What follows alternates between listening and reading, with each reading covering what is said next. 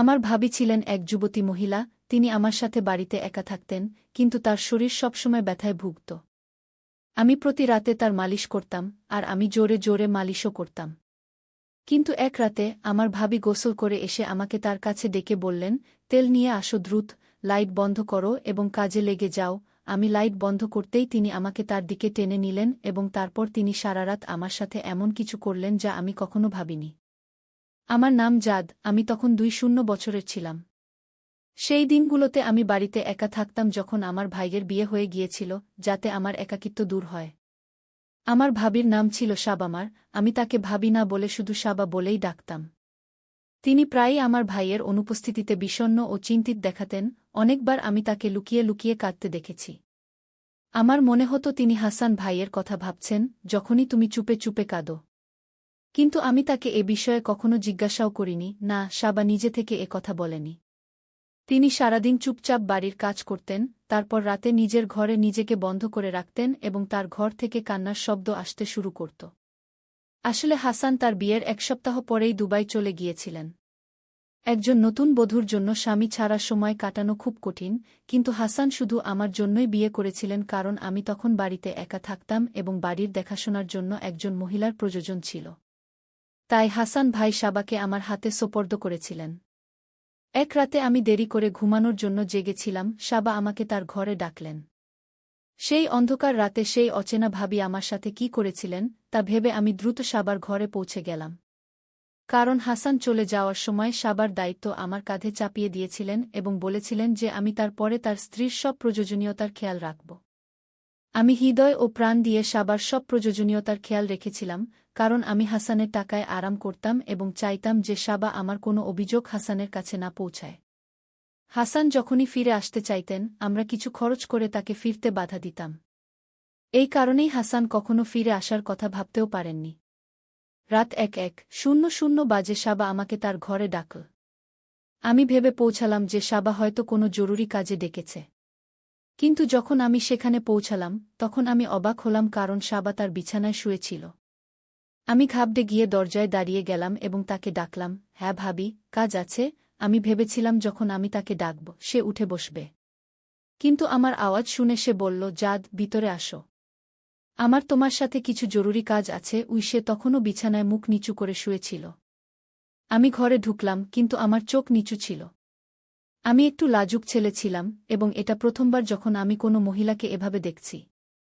শাবা তার মাথা আমার দিকে ঘুরাল এবং আমার দিকে তাকাল। তারপর আমার নিচু চোখ দেখে সে বলল, জাদ, এতে লজ্জা করার কিছু নেই। তুমি এই বাড়িতে আমার একমাত্র ভরসা। ভালোমন্দে আমার সঙ্গী হও।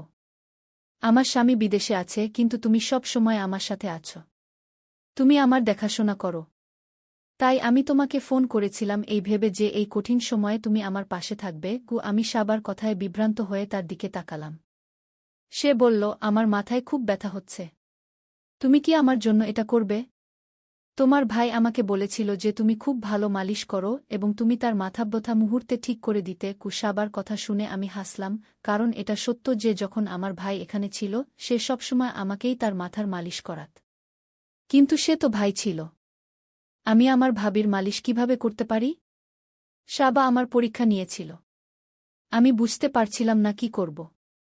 আমি ভাবছিলাম শাবা কেমন মহিলা যে তাকে মালিশ করাতেও লজ্জা পায় না, যদিও এটা ঠিকও নয়। যদি কোনো মহিলার জন্য কোনো পুরুষের কাছ থেকে মালিশ করানোর আরেকটি সুযোগ থাকত, এবং সেটাও যদি তার দেবর হতো, তাহলে আমি স্পষ্ট ভাষায় না বলেই শুধু না করতাম না, বরং শাবাকে মিথ্যা বলেও দিতাম। কিন্তু সেই সময় আমি তার অঙ্গের সৌন্দর্যে মগ্ন ছিলাম, তাই আমার সাহস হচ্ছিল না যে আমি শাবার সামনে কিছু বলি বা তাকে না বলি। শাবা আমাকে ইশারায় ড্রেসিং টেবিলে রাখা তেলের বোতল দেখিয়ে বলল, এটা খুব ভালো তেল। তুমি এটা দিয়ে আমার মাথার মালিশ করে দাও। এটা বলতে বলতে তার চোখে পানি চলে এল এবং আমার মনে হলো হয়তো তার খুব ব্যথা হচ্ছে। আমার আচরণের দ্বিধা ছিল, কিন্তু আমি শাবাকে না বলতে পারছিলাম না। আমি তেলের বোতল নিলাম এবং বিছানায় তার পাশে বসে গেলাম। ধীরে ধীরে আমি তার মাথায় তেল দিলাম এবং মালিশ করতে লাগলাম। যদিও আমি আমার চোখ নিচু করে রেখেছিলাম এবং নিজেকে কোনো রকম অনুভূতি থেকে দূরে রাখার চেষ্টা করছিলাম। শাবার মাথায় তেল দিতে গিয়ে আমার হাত খুব কাঁপছিল। আমি আজ পর্যন্ত শাবার অনেক কাজে সাহায্য করেছি, কিন্তু শাবা আমাকে এমন কিছু কখনো চায়নি।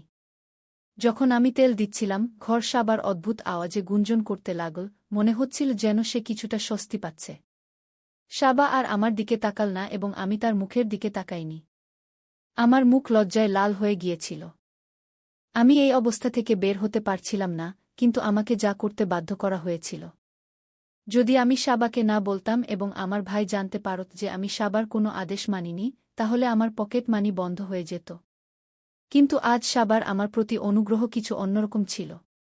সাবা আমাকে কোনো জিনিস থেকে বিরত রাখত না। আমি বিনা দ্বিধায় সাবার কাছ থেকে আরও টাকা চাইতাম এবং সে অ্যাডভান্সেও চাইত না। অনেকক্ষণ ধরে আমি সাবার মাথার মালিশ করলাম এবং ঘর সাবার আওয়াজে গুঞ্জন করতে থাকল। তারপর সম্ভবত সাবা ঘুমিয়ে পড়েছিল, কারণ তার আওয়াজ আসা বন্ধ হয়ে গিয়েছিল। তারপর আমি উঠে তার ঘর থেকে বেরিয়ে এলাম। আমার হৃদয় অদ্ভুতভাবে ধড়ফড় করছিল। প্রথমবার আমি কোনো মহিলার নিকটতা অনুভব করেছিলাম এবং তারপর আমার ভেতরে একটা আগুন জ্বলে উঠেছিল। সাবার পোশাক এবং তার সুন্দর রং আমাকে অদ্ভুতভাবে মোহিত করেছিল। তারপর যখনই আমার মনে হলো যে সে আমার ভাইয়ের স্ত্রী, তখন আমি তওবা করলাম এবং ভাবলাম যে এখন থেকে আমি রাতে সাবার ঘরে যাব না। পরের দিন সকালে সাবা পুরোপুরি দোপাট্টায় সেজেছিল এবং আমার জন্য নাস্তা বানাচ্ছিল। তারপর সে নাস্তা আমার সামনে রাখল এবং আমাকে ধন্যবাদ দিয়ে বলল, জাদ, তুমি আমার সব ব্যথা দূর করে দিয়েছ। আমি তোমার কৃতজ্ঞ। ও সাবার কথা শুনে আমি লজ্জা পেলাম এবং সে বলল, আসলে তুমি সারা দিন একাই বাড়ির কাজ করো, তাই তুমি খুব ক্লান্ত হয়ে পড়ো। আমি তোমার কাজে সাহায্য করার চেষ্টা করব, অথবা তুমি কোনো কর্মচারীও রাখতে পারো। আমার কথা শুনে সাবা বলতে লাগল, আমার ক্লান্তি কখনো কমবে না। যেদিন হাসান আসবে তখন আমি সাবার কথার অর্থ বুঝতে পারিনি, কিন্তু সে রান্নাঘরে ফিরে গিয়েছিল। আমার কলেজে যাওয়ার সময় হয়ে গিয়েছিল, তাই আমি বাড়ি থেকে বেরিয়ে গেলাম। কিন্তু সারাদিন সাবা আমার মাথায় ঘুরছিল। দুপুরে যখন আমি বাড়ি ফিরলাম, আপাও বাড়ি এসে গিয়েছিল। আমি ভেবেছিলাম কোনোভাবে তাকে সাবার মেসাজের কথা বলার সুযোগ দেব, কিন্তু সাবা আর আপা পরস্পরের সাথে কথা বলতে এত ব্যস্ত ছিল যে তারা আমার দিকে তেমন মনোযোগী দেয়নি। সাবা আর আপা ভালো বন্ধু হয়ে গিয়েছিল, আর আপা সাবাকে সবার উপরে স্থান দিত। কিছুক্ষণ পর আপা চলে গেল এই বলে যে তার স্বামী কাজ থেকে ফিরছে, আর আমি তাকে মেসাজের কথা বলতে পারলাম না। কিছুক্ষণ বিশ্রাম নেওয়ার পর আমি ঘর থেকে বেরিয়ে দেখলাম সাবা কাপড় ধুচ্ছে আর খুব কষ্ট করে কাপড়ের বালতি নিয়ে ছাদে উঠছে। এটা দেখে আমার খুব লজ্জা হচ্ছিল যে সব কাপড় আমার, আর আমার জন্যই তাকে এত কষ্ট করে ছাদে উঠতে হচ্ছে। আমি তাড়াতাড়ি সাবাকে ডাকলাম আর তার হাত থেকে বালতি নিলাম। সাবার পুরো শরীর ঘামে ভিজে গিয়েছিল, কারণ গরম খুব বেশি ছিল, আর কিছু কাপড় পরতে পরতে তার নিজের কাপড়ও হালকা হয়ে গিয়েছিল। আমি সাবার কাছ থেকে বালতি কেড়ে নিয়ে ছাদে উঠলাম, তারপর তার সাথে সব কাপড় দড়িতে মেললাম আর আমরা নিচে নেমে এলাম। সাবা অদ্ভুতভাবে হাঁটছিল, যেন তার খুব ব্যথা করছে। আমি নিজেই সাবাকে বললাম, তুমি যদি বলো তাহলে ডাক্তারের কাছে যাই, আমার মনে হচ্ছে তোমার মাথায় খুব ব্যথা হচ্ছে। আমার কথা শুনে সে বিষণ্ণভাবে হাসল আর বলল, এটা আমার ভুলের ফল। সাবার কথা শুনে আমি তার দিকে তাকালাম, তখন সে বলল, চিন্তা করো না, আমি শিগগিরই ঠিক হয়ে যাব। তারপর সে তার ঘরে চলে গেল। গত কয়েকদিন ধরে সাবা যা বলছিল তা আমার বোঝার বাইরে ছিল। সে আমার জন্য চিন্তার বিষয় হয়ে দাঁড়িয়েছিল। কখনো কখনো মনে হচ্ছিল সে কিছু লুকানোর চেষ্টা করছে। দুপুর গড়িয়ে গেল আর গরম কমে গেল। আমার চায়ের প্রয়োজন মনে হল। আমি সাবাকে চা চাইলাম। আমি তার ঘরের কাছে গেলাম, তখনই ভেতর থেকে সাবার কান্নার আওয়াজ শুনতে পেলাম। সে কাঁদতে কাঁদতে কাউকে বলছিল, এসব তোমার কারণেই হয়েছে, আজ আমার এই অবস্থার জন্য তুমিই দায়ী। যদি আমি তোমার কথায় পড়ে নিজেকে নষ্ট করে ফেলেছি, তাহলে আমি তোমাকে ক্ষমা করে দেব। সাবার কথা শুনে আমি দরজার কাছে দাঁড়িয়ে গেলাম। আমি জানি না সে কাকে বলছিল, তবে নিশ্চয়ই সে যে কেউই হোক না কেন, সে ভাই নয়। আমি সাবার কথার অর্থ বুঝতে পারলাম। যখন এটা শুনলাম, তখন আমার গা শিউরে উঠল। সাবার মাথাব্যথার কারণ কি এটাই? সে কি অন্য কারো সাথে ভুলভাবে এগিয়ে যাওয়ার কথা ভাবছিল? আমার কান থেকে ধোঁয়া বেরোতে লাগল। আমি বুঝতে পারছিলাম না এ কথা কাকে বলবো। না ভেবেই আমি হাসানকে ফোন করলাম। আমি আমার ভাইকে জিজ্ঞেস করলাম সে কেন আসেনি। আমার ভাই জিজ্ঞেস করতে লাগল, সব ঠিক তো? এখন আমি তাকে তার স্ত্রীর কাজকর্ম সম্পর্কে কি বলবো? আমি শুধু এতটুকু বললাম, তোমার মনে পড়ে, পারলে ফিরে এসো। কিছুক্ষণ পর আমার ভাই ফোন রেখে দিল আর আমি আবার গভীর চিন্তায় ডুবে গেলাম। আমি বুঝতে পারছিলাম না কি করব। আর তারপর সেই রাতে সাবা আমাকে তার ঘরে ডাকল। যখন আমি তার ঘরে পৌঁছলাম সে আবার শুয়েছিল আর মাথার ম্যাসাজ করতে বলল। আমি চুপ করে বোতল ধরলাম আর দৃষ্টি ফিরিয়ে নিলাম। আমি তার মাথা ম্যাসাজ করছিলাম আর ভাবছিলাম সে আমার কাছ থেকে এমন ম্যাসাজ কিভাবে পাচ্ছে। আমার মনে হলো যখন আমি কলেজে যাই তখন আমার অনুপস্থিতিতে কেউ বাড়িতে আসে। পরের দিন আমি কলেজ থেকে তাড়াতাড়ি ফিরলাম, তখন দেখলাম কিন্তু আশ্চর্য হলাম যে বাড়ির দরজা বন্ধ ছিল আর সাবা বাড়িতে ছিল না। আমি লুকিয়ে রইলাম আর বাড়ি থেকে দূরে দাঁড়িয়ে রইলাম। অনেকক্ষণ পর সাবা বাড়ি ফিরল, তখন তার ঘাম হচ্ছিল। সে নেশা ছিল। তারপর সে বাড়ির দরজা খুলল আর ভেতরে চলে গেল। আমি তাড়াতাড়ি ভেতরে গেলাম আর সাবাকে জিজ্ঞেস করতে লাগলাম সে সারাদিন কি করল। সাবা আমাকে বাড়ির কাজকর্মের কথা বলল, কিন্তু এটা বলল না যে সে বাইরে কেন গিয়েছিল। এখন আমি নিশ্চিত হলাম যে সে নিশ্চয়ই কিছু ভুল করছে। আমি সারাদিন এইরকম অস্থিরতায় কাটাচ্ছিলাম। আমি সাবার সত্যি কথা জানতে চাচ্ছিলাম। আর তারপর রাতে সাবা আমাকে আবার ঘরে ডাকল। আমি জানতাম সে আমার কাছ থেকে ম্যাসাজ করাতে চায়, কিন্তু আমার মন এটা মেনে নিতে রাজি হচ্ছিল না। কিন্তু সত্যি কথা হলো তার মাথায় সত্যিই খুব ব্যথা হচ্ছিল। তার আওয়াজ শুনে আমি তার ঘরে গেলাম। সাবা আমাকে অনেক অদ্ভুত কথা বলল, যা শুনে আমি হতবাক হয়ে গেলাম। সে বলল, আগে লাইট বন্ধ করো। এটা প্রথমবার ছিল যখন সাবা আমাকে অন্ধকার করতে বলল। আমি অবাক হয়ে জিজ্ঞেস করলাম, লাইট কেন বন্ধ করব? কিন্তু সে রহস্যময় আচরণ করতে লাগল। তারপর কি বারে বারে বলার পর আমি লাইট বন্ধ করে দিলাম এবং যেই আমি তার ম্যাসাজ করার জন্য তার পাশে বসলাম, সাবা আমার হাত ধরে ফেল। আমি তার এই হঠাৎ কাজে হতভম্ব হয়ে গেলাম এবং আমার খুব রাগও হচ্ছিল। সে তার সব সীমা অতিক্রম করে যাচ্ছিল। আমি রেগে বললাম, তুমি কি করছো? সে বলল, আমি তোমার সাথে একটি খুব গুরুত্বপূর্ণ কথা বলতে চাই, কিন্তু আমার এত সাহস নেই যে আমি তোমার সাথে আলোতে কথা বলতে পারি। তাই আমি তোমাকে অন্ধকার করতে বলেছিলাম। কি সাবার কণ্ঠে কাঁপুনি ছিল। এরপর সাবা আমার হাত ধরে ফেল এবং আমাকে তার গল্প শোনাল। এটি শুনে আমার রোমাঞ্চিত হয়ে গেল। সাবা বলল, আমি ছেলেদের খুব পছন্দ করতাম, কিন্তু কেউই আমার সাথে যোগাযোগ করত না। তাই একাকিত্বের জীবন আমাকে পীড়া দিতে শুরু করল। পরে অনেক কষ্টে একজন আমার জীবনে এল যে আমাকে ভালোবাসা দেখাল এবং আমি আমার বেতন তার উপর খরচ করা শুরু করলাম। যখনই সে টাকা চাইত আমি তাকে যতটা চাইত ততটা দিয়ে দিতাম। কিন্তু যখন আমি তাকে বিয়ে করার প্রস্তাব দিলাম সে তা প্রত্যাখ্যান করল এবং বলল যে আমি এখন বুড়ো হয়ে গেছি এবং সে আমার সাথে বিয়ে করতে চায় না। সে একটি যুবতী মেয়ের সঙ্গ পেয়ে গেছে কারণ সে অনেক উন্নতি করেছিল। আমার কারণে সে একটি ছোট ব্যবসাও গড়ে তুলেছিল এবং যখন তার কাছে সব কিছু হয়ে গেল তখন তার আর আমার প্রয়োজন রইল না। কিন্তু এত দীর্ঘ সময় ধরে একাধিক চাকরি করার কারণে আমার শরীর আমাকে ছেড়ে দিয়েছিল। প্রতি 2 বা 3 দিন পর আমার পিঠে ব্যথা হতো এবং মাঝে মাঝে মাথা ব্যথাও হতো। আমি ভেঙে পড়েছিলাম এবং ছিন্নভিন্ন হয়ে গিয়েছিলাম। পরে যখন তোমার ভাইয়ের সাথে বিয়ের প্রস্তাব এল, আমার বাবা মা আমাকে বাধ্য করল এবং আমার বিয়ে হয়ে গেল এবং আমি এখানে চলে এলাম। কিন্তু আমি সব সময় আফসোস করতাম যে আমি এমন একজন মানুষের পিছনে নিজেকে নষ্ট করলাম যে কখনোই আমার ছিল না। না আমার ভাইবোনেরা আমার মূল্য দিল, না আমার ভালোবাসার।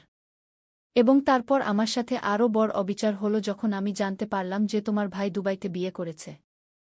তোমার ভাই কিছুদিন আগে আমাকে ফোন করে জানাল যে সে সেখানে বিয়ে করেছে এবং এই বিয়ে সে শুধু তোমার এবং তার পরিবারের জন্য করেছে। এটি শুনে আমি সম্পূর্ণ পাগল হয়ে গেলাম। আমার পুরো মনোযোগ ছিল এই যে আমি সারা জীবন অন্যদের সেবা করার পরেও কিছু অর্জন করতে পারিনি। এমন চিন্তায় ডুবে থাকা অবস্থায় একদিন আমি কাপড় ধুতে ধুতে ছাদ থেকে পড়ে গেলাম। এতে আমার পিঠ এবং মাথায় ব্যথা আবার শুরু হল। আমি খুব অসহায় হয়ে গেলাম এবং তোমাকে ম্যাসাজ করতে বলতে লাগলাম এবং তারপর তুমি ম্যাসাজ করা শুরু করলে। আমি নিজেও এমন করতে লজ্জা পাচ্ছিলাম, কিন্তু আমি আর কি করতে পারতাম? তোমা ছাড়া আমার আর কেউ ছিল না। গতকাল আমি আমার বাড়িতে গিয়েছিলাম। আমি আমার মাকে আমার স্বামীর দ্বিতীয় বিয়ের কথা বললাম এবং তাকে জিজ্ঞাসা করলাম যে আমি কতদিন এমনভাবে থাকব। কিন্তু আমার মা আমার হাত ধরে বলল, তোমার স্বামীর বাড়ি ছেড়ে ফিরে আসো না, কারণ এখানেও তোমার জন্য কিছু রাখা হয়নি। আমার ননদ চায় না যে আমি এমন করি। আমি এমন করব এটি শুনে আমি আরও ভেঙে পড়লাম এবং বাড়ি ফিরে এলাম। আমি বুঝতে পারলাম যে আমার জীবনে এখন আর কিছুই বাকি নেই। তাই আজ আমি তোমাকে এই সব বলছি, কারণ আমি তোমার কাছে মেসাজ করাতে লজ্জা পাচ্ছি এবং আজ না হলেও কাল তোমাকে জানতেই হবে যে তোমার ভাইজের বিয়ে হয়ে গেছে এবং এখন সে আর ফিরে আসবে না। তাই আমি ভেবেছি যে আমি তোমাকে আমার সম্পর্কে পুরো সত্য বলে দেব। খেয়ে কথা বলে সাবা ফুপিয়ে ফুপিয়ে কাঁদতে লাগল। ধন্যবাদ। সাবা ঘরের লাইট বন্ধ করে দিয়েছিল। আমরা কতক্ষণ ধরে চুপচাপ কাঁদছিলাম। আমার খুব দুঃখ হল যে আমার ভাই সাবার সাথে এত খারাপ আচরণ করেছিল।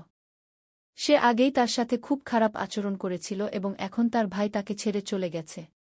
কিন্তু কোথাও না কোথাও আমরা ভাইয়েরাও দোষী ছিলাম।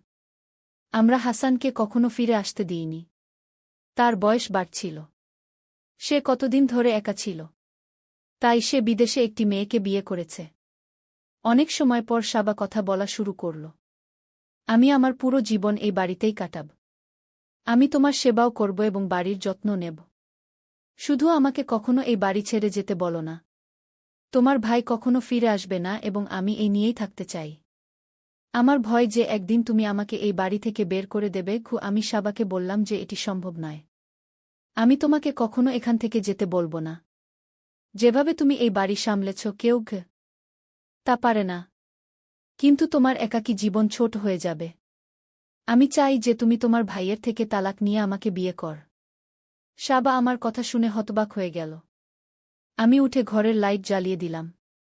আমি সাবাকে বললাম যে তোমাকেও আনন্দের অধিকার আছে না। আমার পড়াশোনা শেষ হতে চলেছে না। আমি কাজ দ্রুত শেষ করে ফেলব। তখন পর্যন্ত আপনার অপেক্ষার সময় শেষ হয়ে যাবে এবং তারপর আমরা একটি নতুন জীবন শুরু করব না। আপনি এবং আপনার লোকেরা ভালো বন্ধু। এখন আপা সত্য জানতে পারবে তখন সে অস্বীকার করবে না। সাবা বলল, আমি তোমার থেকে অনেক বড় লোকেরা কথা তৈরি করবেন। দুনিয়া কি বলবে না আমি আমার বিদেশি স্বামীকে প্রতারণা করেছি এবং আমার দেবরকে বিয়ে করেছি না। আমি সাবাকে জিজ্ঞাসা করলাম, এই দুনিয়া তোমাকে কি দিয়েছে যে এখন দুনিয়া নিও ভাবছ?